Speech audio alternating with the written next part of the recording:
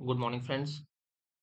तो आज हम लोग ना इंडियन पॉलिटी का एक छोटा सा सब टॉपिक है या कॉन्सेप्ट कह सकते हो इंडियन पॉलिटी के अंदर, काइंड्स ऑफ मेजोरिटी।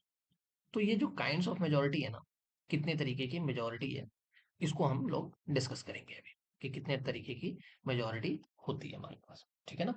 अच्छा, इस कॉन्सेप्ट को पहले तो क्यों हम डिस्कस कर रहे हैं, पहले अगर देखो तो सिग्निफिकेंस क्या है इसका। जैसे ना, जब आप एक चैप्टर पढ़ते हो salient features of Indian constitution, ठीक है ना, तो इन फीचर्स में एक फीचर आप ये भी देखते हो कि इंडियन कॉन्स्टिट्यूशन में ना एक ब्लेंड दिखता है आपको, रिजिडिटी का भी और फ्लेक्सिबिलिटी का भी।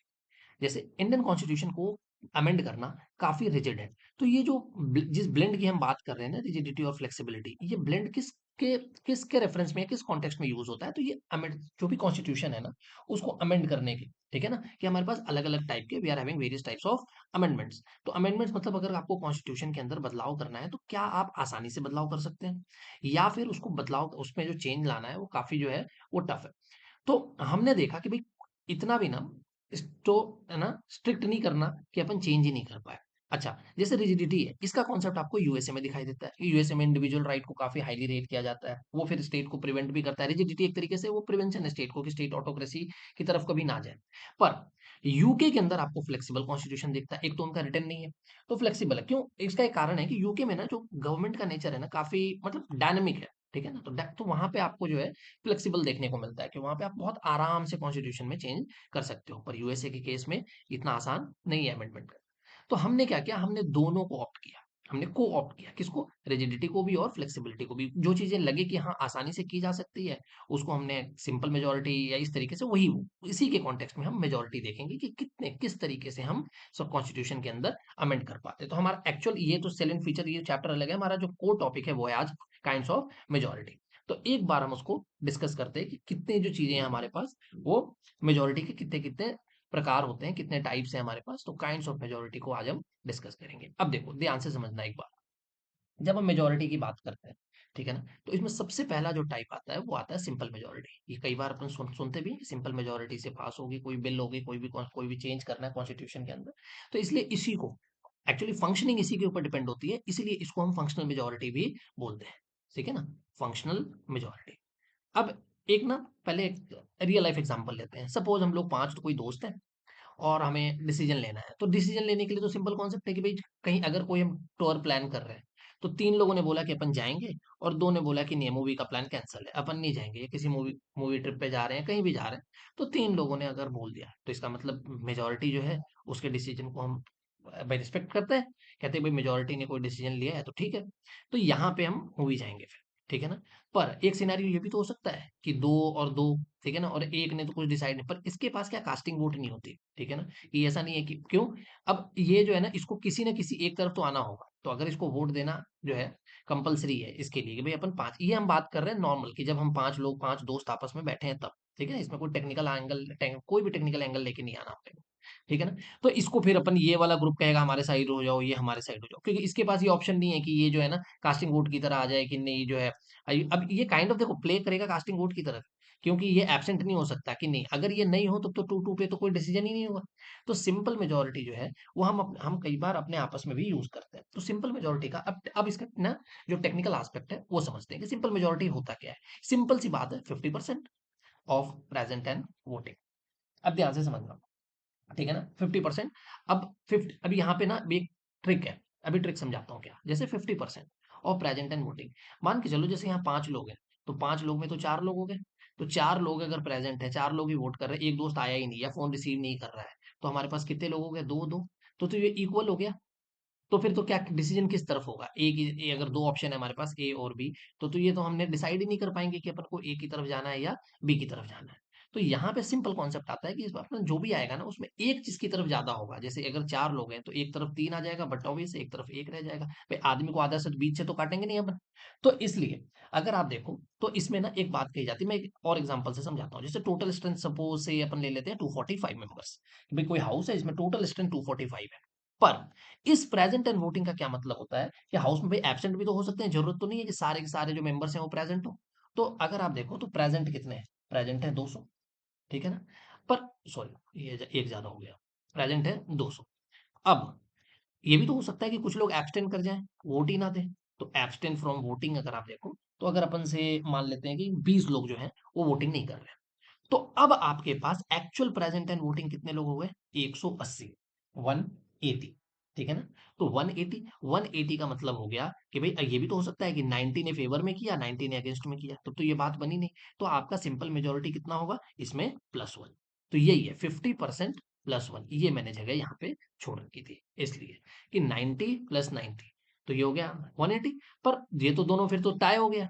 तो आपके पास क्या होगा कि 91 और इधर बट ऑब्वियस एक कम हो जाएगा, तो इसके पास एक ज्यादा हो गया और इसके पास एक कम हो गया, तो अब मेजोरिटी इस तरफ आ गई 91 की तरफ। तो इस तरीके की जो भी मेजोरिटी होती है उसको बोलते हैं सिंपल मेजोरिटी फंक्शन की। जब भी आप देखोगे भी, तो अब आप पूछोगे कि ये कहाँ पे हम यूज करते हैं। कोई भी आपके पास अगर ऑर्डिनरी बिल आता है, कोई भी फिनेंशियल बिल आता है, मनी बिल हो गया, नो कॉन्फिडेंस मोशन हो गया, वोट ऑफ थैंक्स हो गया, ठीक है ना, उसके बाद बजट हो गया, ठीक है ना, तो इन सब चीजों के लिए ऑलमोस्ट, ठीक है ना। तो अच्छा, जैसे ना अगर इसको थोड़ा और अगर अपन स्पेसिफिकली देखें ना, तो एक कॉन्स्टिट्यूशन में एक आर्टिकल है 167 बी।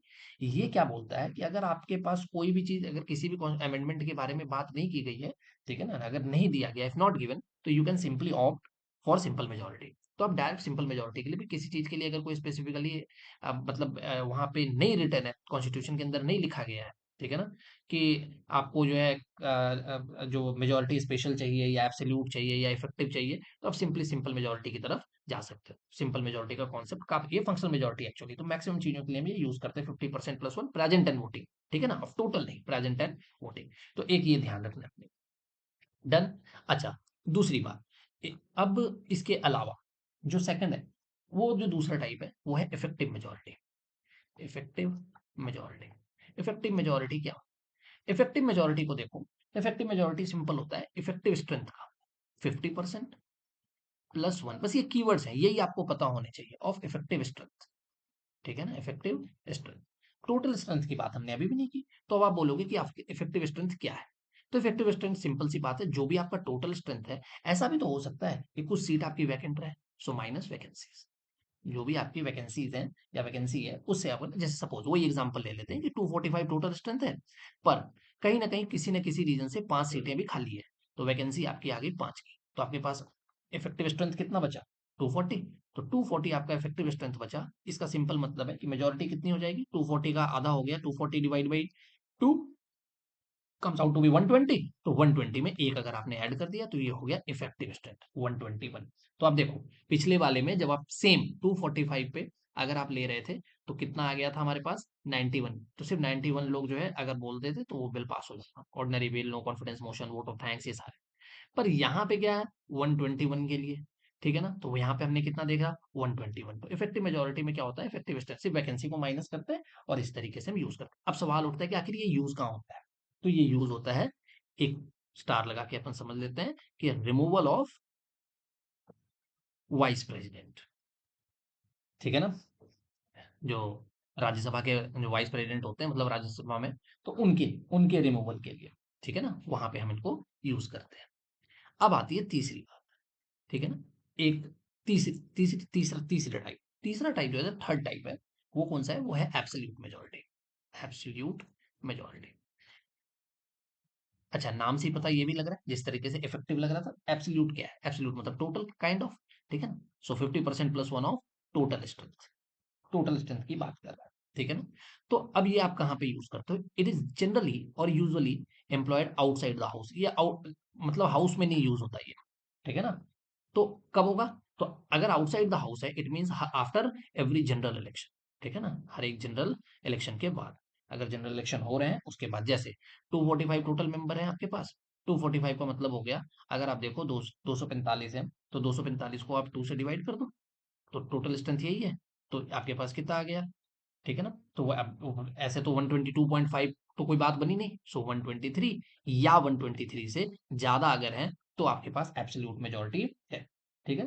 तो इसको हम एब्सोल्यूट मेजोरिटी को डायरेक्ट हम कई बार यूज नहीं करते, डायरेक्ट अगर हाउस के अंदर करना है तो हम उसके लिए ना, हम किसी किसी न किसी मेजोरिटी को और साथ में लेके आते हैं, तो बेसिकली एक स्पेशल मेजोरिटी होता है, स्पेशल मेजोरिटी अंडर आर्टिकल 368, उसके अमलगमेशन में हम एब्सोल्यूट मेजोरिटी को यूज करते हैं। अब मैं आपको कॉन्सेप्ट समझाता हूँ एब्सोल्यूट मेजोरिटी का थोड़ा डिटेल में। और अगर आप देखो कि ये 123 की हमने बात की है, देखना ध्यान से, अगर प्रेजेंट डे सिनेरियो में देखो तो आपके पास लोकसभा है, लोकसभा के अंदर अभी जैसे सिटिंग जो भी अभी करंट गवर्नमेंट है, अब उन्होंने ना बहुत पहले, आपको याद होगा अगर आप में से तो कई छोटे होंगे बच्चे, 2014 में ना मिशन 272 उन्होंने लॉन्च किया था कि मिशन 272, ठीक है ना? तो 272, तो ये आखिर तब कई बार होता है कि आखिर मिशन 272 क्या है? तो 272 बेसिकली आपका यही एब्सोल्यूट मेजोरिटी है हाउस में। तो मैंने बोला ना कि जनरल इलेक्शन के बाद आउटसाइड द हाउस इसको एम्प्लॉय किया जाता है। इसका मतलब अगर आप देखो तो जैसे आज के डेट में 543 लोकसभा की सीट्स हैं, तो जिस पार्टी की भी 270, अब इसका मतलब हो गया 270, अगर ऐसे देखो तो 271.5, 271.5, तो बेसिकली अगर एक एक पार्टी की से बीजेपी बीजेपी की अगर आ जाती है 272, तो कांग्रेस की अपने बाय डिफॉल्ट 271 होगी, तो वो बाय डिफॉल्ट ही एक सीट कम हो गई, तो मैं इसके पास एब्सोल्यूट मेजोरिटी होगी कि जो भी प्रेजेंट टोटल है, टोटल का 50% से एक ज्यादा। तो ये जो है, ये हमारे पास ना प्रेजेंट एंड वोटिंग है, ना इफेक्टिव स्ट्रेंथ है, ये एब्सोल्यूट स्ट्रेंथ है। तो एब्सोल्यूट मेजोरिटी इसी टोटल स्ट्रेंथ के एस्पेक्ट में जो है डिक्लेयर किया जाता है। तो 543 में 272, इसलिए जो पहली बार 2014 में बीजेपी आई थी तो उन्होंने मिशन 272 दिया था, ठीक है? तो अभी आप देखो तो इस करेंट सिनारियो में किसी को भी इंडिया में गवर्नमेंट बनानी है तो उसके कितने मेंबर का सपोर्ट होना चाहिए? 272 का। डन। तो ये हो गया एब्सोल्यूट मेजोरिटी, ठीक है? तो मेरे को लगता है कि कॉन्सेप्ट सारे क्लियर हो रहे हैं। अब इसके बाद ना हमारे पास एक मेजोरिटी और रहता है, स्पेशल मेजोरिटी। स्पेशल मेजोरिटी जैसे हम तीन केसेस में हम यूज करते हैं, 249 में भी, 61 के अंदर और आर्टिकल 368 के अंदर। तो वो तीनों जो है उसको भी हम लोग डिस्कस कर लेंगे। डन।